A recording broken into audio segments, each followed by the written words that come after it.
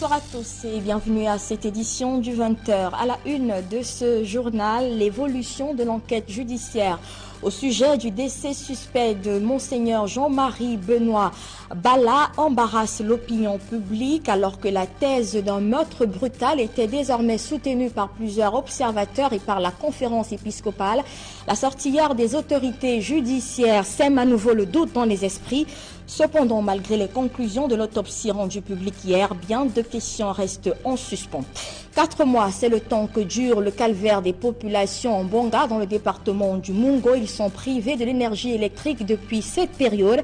Ces Camerounais remontés disent ne plus savoir à quel saint se vouer. Ils font désormais face à une insécurité grandissante et à des pertes financières énormes du fait de l'absence de l'énergie électrique. Vous les entendrez dans ce journal. Et puis ils bravent intempéries et font le pied de grue depuis quelques semaines devant des services publics. Eux, ce sont ces jeunes Camerounais diplômés et sans emploi qui postulent pour des concours et recrutements au sein de la fonction publique. Chaque matin, ils espèrent arriver à déposer leur dossier et vous verrez dans ce journal que cette première étape d'un long chemin de croix n'est pas du tout facile. Voilà pour le sommaire, les détails, c'est dans un instant.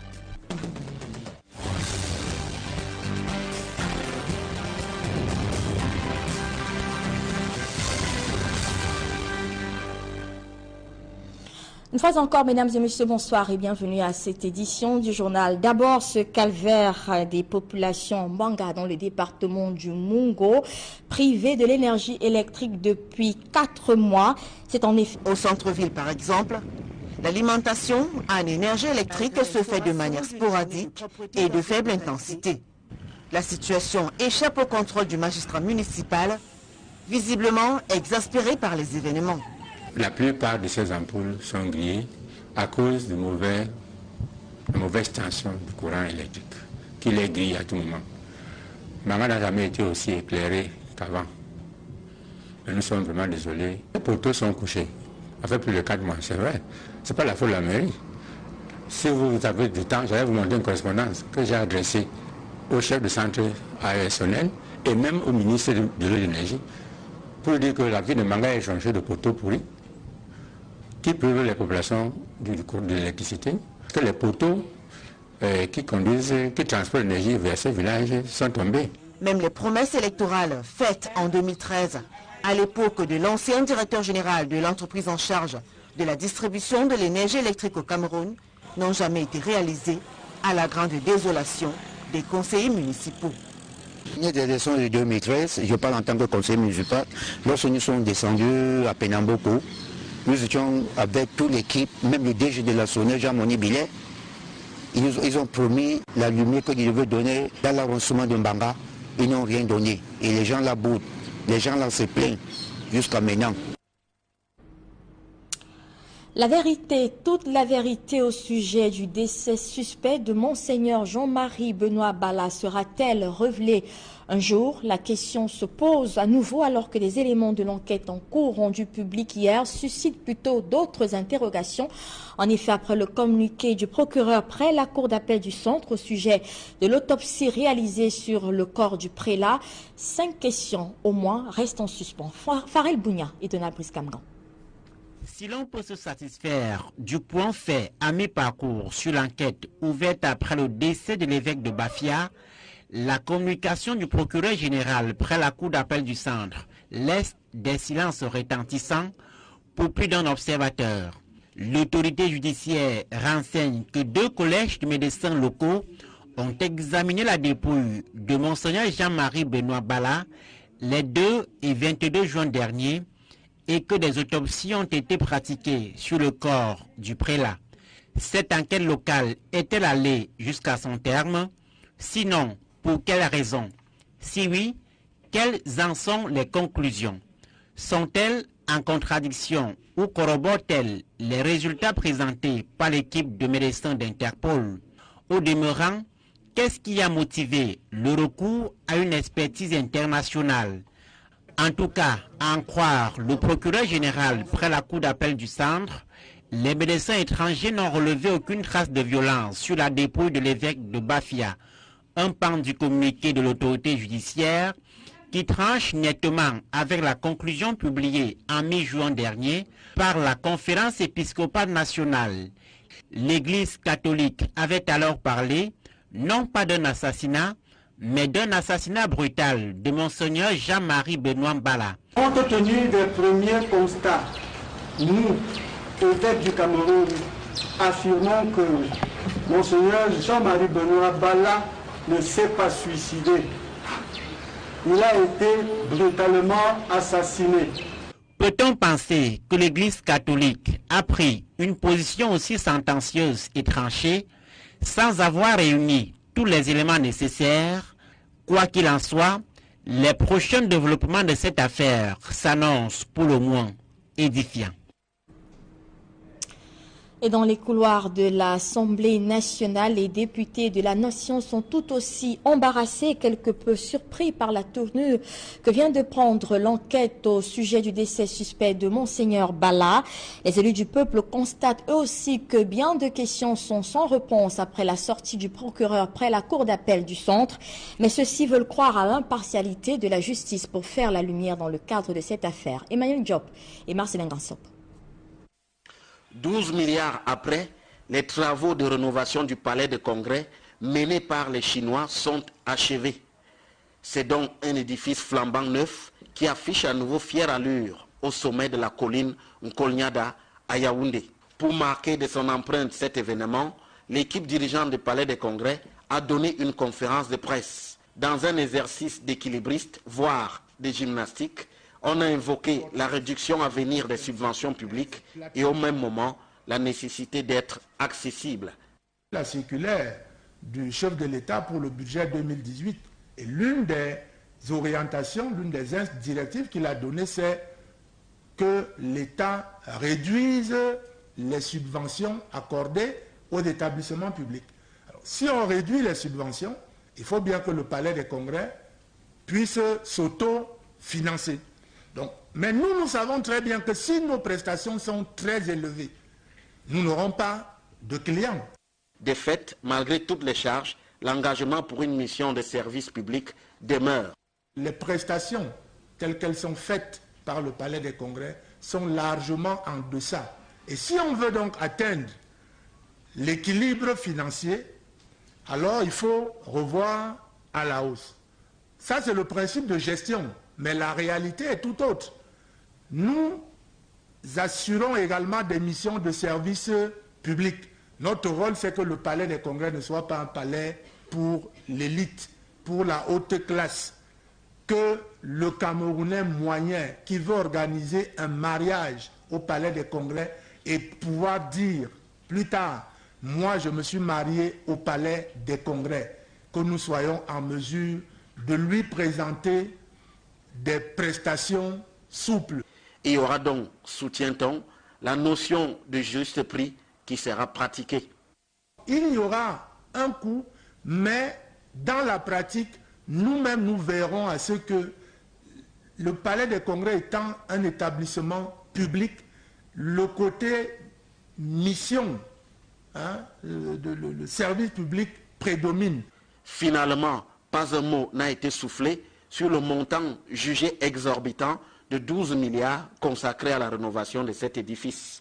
Personne ne dit non plus si les entrées financières générées contribueront à assurer, par exemple, la prochaine rénovation du Palais des Congrès.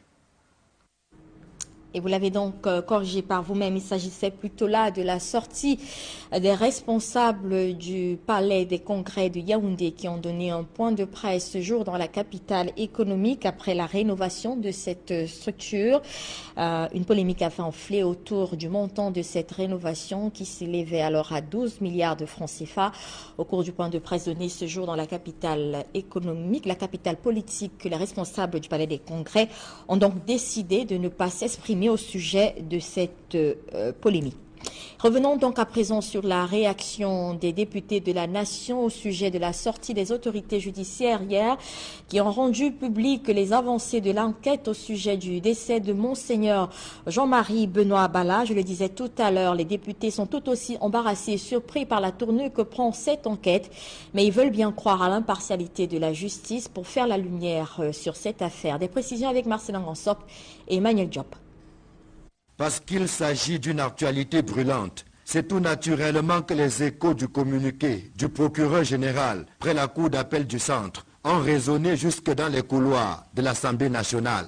Les députés marquent leur étonnement en constatant que l'affaire n'est pas encore bouclée, même si le procureur général a évoqué la noyade comme étant la cause la plus probable du décès de l'ancien évêque de Bafia. Évidemment, en tant que parlementaire, je ne peux pas ne pas me sentir concerné quelque part, et je pense que l'ensemble de la population camerounaise se sent également concernée. Ce drame nous a tous secoués. Maintenant, s'il faut faire la lumière, il faut qu'on soit extrêmement prudent. Ceux qui connaissent l'homme disent qu'ils ne peuvent pas croire à la thèse d'un suicide. Il est évident qu'il y a deux sons de cloche par rapport à l'autopsie initialement conduite par les médecins légistes locaux, mais maintenant c'est au procureur de nous dire quelle est la bonne version entre les deux. Les députés refusent cependant de verser dans la polémique actuelle qui veut opposer les premières conclusions de l'enquête publiées le 4 juillet aux déclarations de la conférence épiscopale privilégiant la thèse d'un assassinat brutal. Même si on a parlé de noyade, noyade ne veut pas dire suicide. On peut vous noyer. Donc ça ne veut pas dire que le communiqué va à l'encontre de ce que le communiqué des évêques nous a enseigné. Donc je crois que ce qui est prudent, c'est qu'on laisse cette enquête très très délicate se dérouler jusqu'à la fin. Je pense que tout le monde a intérêt à ce que la lumière soit faite. Vous savez, la position des uns et des autres est compréhensible. Maintenant, je ne doute pas du tout d'ailleurs de la position des évêques. Mais voilà, il faut se résoudre à ce que le procureur en charge de l'enquête a dit qu'il n'y a pas eu, apparemment il n'y aurait pas eu violence sur le corps et qu'il se serait noyé. Mais tout ça ne veut pas dire qu'il n'y a pas eu assassinat. Puisque les investigations se poursuivent, les députés souhaitent que cela se fasse avec plus de célérité et que la lumière soit faite définitivement sur ce énième scandale qui ébranle l'Église catholique. Tout ce que je peux demander, c'est que l'enquête devrait connaître une diligence un peu plus marquée que celle qu'elle a déjà aujourd'hui, parce que les Camerounais ont envie de savoir, et envie de savoir très vite ce qui s'est réellement passé. Et je pense que la partie qui est relativement inquiétante, c'est qu'au vu de la position des évêques et de tous ceux qui étaient sur place et qui ont vu le corps de Monseigneur, il semblerait qu'il y ait des assassins dans la nature et donc c'est dangereux pour la société. Et c'est pour cela que la justice doit faire absolument vite pour trouver ces assassins-là. Le procureur général, Jean-Fils Tamac, a promis que les conclusions de l'enquête qui se poursuit seront portées à la connaissance du public le moment venu. On ne perd donc rien à attendre. C'est la saison des recrutements dans la fonction publique et ils sont des milliers, ces jeunes Camerounais diplômés sans emploi qui espèrent en cette période décrocher une place au sein des administrations à travers un concours. À Konsamba, dans le département du Mungo, le dernier concours pour le recrutement d'élèves gendarmes, gardiens de la paix entre autres, fait courir des centaines de candidats. Ils assiègent chaque matin des centres administratifs pour déposer leurs dossiers. Un véritable chemin de croix, vous le verrez dans cet élément signé Gladys Sidje et Cyril Ndjimba. Ils ont bravé les intempéries afin de se rendre dans les différents services pour constituer leurs dossiers. Tribunaux, mairies, préfectures, commissariats, tout y passe. Une journée est d'ailleurs insuffisante pour tout boucler, tellement les files d'attente sont longues. Ajoutez à cela les tracasseries administratives. Je suis arrivé à Konsamba à 8 h. Oui. Alors il est presque 15 h. Je suis sur place. parce que le processus est long. Ce qui est plus que ça dans le processus, c'est le temps. Et ça demande beaucoup de courage parce que là, c'est pas facile. On constate des gens qui viennent, il y a trop de personnes. C'est pas facile de constituer les dossiers en une seule journée. C'est pas facile de signer. Il y a beaucoup de monde, il y a l'embouteillage. Donc j'ai commencé mon dossier depuis la semaine passée. Et quand on dépose, on attend. Comme le préfet n'est pas là, il faut attendre que le préfet arrive. On vous renvoie, on dit venez jeudi, venez vendredi pour récupérer le dossier. En se présentant à ces différents concours, les candidats espèrent sortir du chômage. Ils n'hésitent d'ailleurs pas à y mettre toutes leurs économies. Financièrement, ça prend beaucoup d'argent financièrement parce qu'il y a les fiches à acheter. On constate l'augmentation des prix des timbres, ce qui n'est pas normal. Pour y revenir sur la moto, puisqu'on ne peut pas marcher à pied. Si tu viens, on te dit reviens, tu reviens, c'est comme ça. Donc, il faut tout payer. L'occasion faisant le larron, une activité s'est développée autour de la constitution des dossiers des différents concours.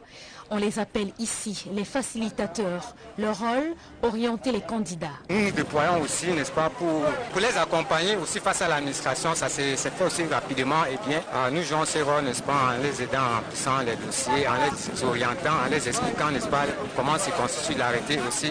Parfois, en les orientant dans les écrits de la demande aussi. Le lancement des concours pour le recrutement des élèves gendarmes, policiers, gardiens de la paix, entre autres, représente une opportunité d'emploi grandiose pour plusieurs jeunes Camerounais, parfois en quête de matricule solde dans la fonction publique. Même si le nombre de candidats est largement supérieur au nombre de places disponibles, on garde espoir. Tout à fait autre chose à présent. Accident ferroviaire d'Ezeka, un collectif de défense des victimes exige que le transporteur Camrail présente au juge sa police d'assurance. Cette demande a été formulée ce mercredi au cours donc de l'audience en référé qui s'est tenue ce jour même à Douala. C'était en présence du conseil de l'entreprise ferroviaire. Le compte rendu d'audience avec Donald Agnozoa. La procédure judiciaire en référé contre Camrail dans le cadre de l'accident ferroviaire du 21 octobre 2016 suit son cours. Le collectif Vouquin, représentant les victimes du train Intercity 152 et le conseil de Camrail étaient encore devant le juge des référés du tribunal de première instance de Bonadjo. Au sortir de cette audience, le conseil de Camrail va dénoncer l'attitude du collectif Vouquin qui, selon lui, excelle dans le dilatoire. Le principe en droit, c'est que lorsque vous venez au tribunal solliciter un droit et que vous dites que votre droit se base sur tel document, vous devez le produire. Ils ne peuvent pas l'avoir en leur possession, sinon par des moyens qui sont illicites. Et c'est ce que nous voulons et c'est ce que nous dénonçons par ailleurs. De l'autre côté, ce collectif utilise des moyens qui sont tout à fait illicites et illégaux et qui sont aux antipodes des règles de notre déontologie. Du côté du collectif des avocats défenseurs des victimes du déraillement des ECA, l'on exige du transporteur Camrail la présentation d'une police d'assurance. Pour produire une police d'assurance, on n'a pas besoin qu'elle soit contenue dans une convention de concession. L'activité de transport nécessite obligatoirement qu'on ait une police. Ça conforte nos doutes. On se demande bien s'ils sont assurés. S'ils sont assurés, pourquoi ils font tant de résistance pour produire l'assurance? Un argument botté en touche par Camrail qui souhaite mettre l'accent sur l'essentiel. L'issue favorable pour les victimes, c'est l'indemnisation.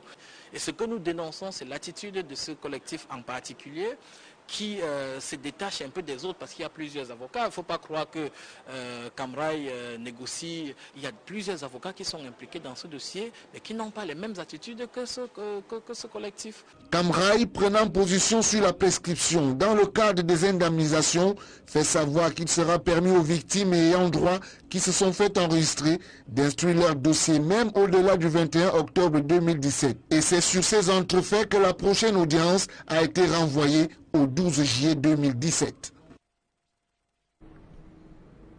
À l'étranger, reparlons de ce 29e sommet de l'Union africaine qui s'est refermé hier à Addis Abeba.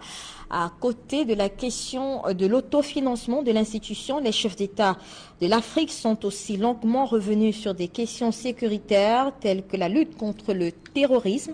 Ils ont fixé le cap de l'année 2020 pour la réduction des conflits en Afrique avec pour principale approche l'anticipation. Une réflexion a été menée aussi sur un système de troïka pour la présidence tournante de l'institution. On pourrait dans les prochaines années avoir non seulement le président en exercice mais également le président sortant et le futur. À présent, cette publiée information avant la fin de ce journal, MTN Cameroun intensifie sa présence dans la région du Sud. L'entreprise de téléphonie mobile a inauguré une nouvelle agence à Kribi afin d'offrir aux abonnés MTN de cette partie du pays une expérience clientèle exceptionnelle et une technologie de pointe dans des espaces conviviaux et spacieux. Reportage. MTN Cameroun intensifie sa présence dans la région du Sud. La société leader dans le secteur des télécommunications a procédé le 28 juin 2017 à l'inauguration de son agence de Kribi, portant ainsi à 20 le total de ses points de contact des clients sur le territoire national. La cérémonie fort courue a été présidée par la première autorité administrative du département de l'Océan. La ville de Kribi, c'est une ville d'avenir, comme je l'ai dit. C'est une ville qui est appelée à grandir. Et il va de l'intérêt de tous les investisseurs potentiels d'avoir déjà un pied à Kribi. Parce qu'avec l'avènement du port, l'ouverture prochaine du port, c'est une ville qui va prendre un envol qui ne va plus s'arrêter, qui sera le moteur de développement de toute la sous-région. La nouvelle agence MTN, établie dans un immeuble moderne au quartier Mokolo, arrondissement de Kribi 1er, dispose d'une capacité d'accueil d'au moins 500 clients par jour, avec aux manettes une équipe de professionnels rompus à la tâche et disposés à fournir à la précieuse clientèle MTN de Kribi des services privilégiés et personnalisés. Nous avons remarqué que les populations de Kribi avaient besoin de se déplacer sur de longues distances pour pouvoir trouver un point service MTN. Et nous avons voulu y remédier. Notre but ici principal, c'est de ramener l'expérience client au plus proche des utilisateurs, mais aussi d'offrir aux populations de Kribi et à nos clients de Kribi une expérience dans le nouveau monde digital qu'est le numérique. Avec l'avènement de la 4G à Kribi qui est là depuis avril au début de cette année, ils pourront mettre, utiliser et toucher tous les services liés à la donnée mobile, à l'internet mobile, à la téléphonie et aussi aux services ICT. Mais en plus, nous ramenons un peu plus proche nos services mobile money aussi. Donc ça, on veut être plus proche de nos clients. L'agence MTN de Kribi, opérationnelle depuis le 8 mai 2017, offre déjà aux populations ainsi qu'à tous les visiteurs de cette cité balnéaire aux attraits touristiques et naturels avérés une expérience client exceptionnelle grâce à un service personnel impeccable et une meilleure proximité. Je suis particulièrement content parce que ça nous rapproche davantage des services MTN parce qu'avant, au niveau de Kribi, simplement pour reconduire une puce, on était obligé de partir à Douala. Moi particulièrement, j'ai eu à faire ça plusieurs fois. Mais déjà la semaine passée, j'ai muté mon numéro de la 3G en 4G sans problème et c'était gratuit ici sur place. Depuis que MTN est là, d'abord la communication est facile, il a des bons services et nous apprécions donc maintenant cette agence qu'il est venu implanter sur place ici chez nous.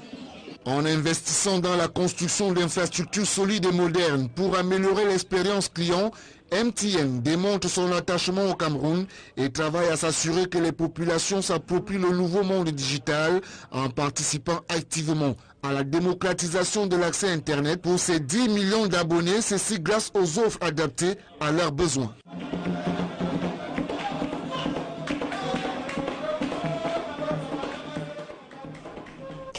Et c'est donc la fin de cette édition du journal. Merci de nous avoir suivis. À suivre juste après Actu Santé avec Flavien Dongo, puis 237 le débat avec Duval Fangwa. La diaspora camerounaise est-elle un partenaire au développement du Cameroun ou alors un obstacle? La question est posée aux panélistes de 237 le débat tout à l'heure. Bonne soirée à tous sur Equinos Télévision.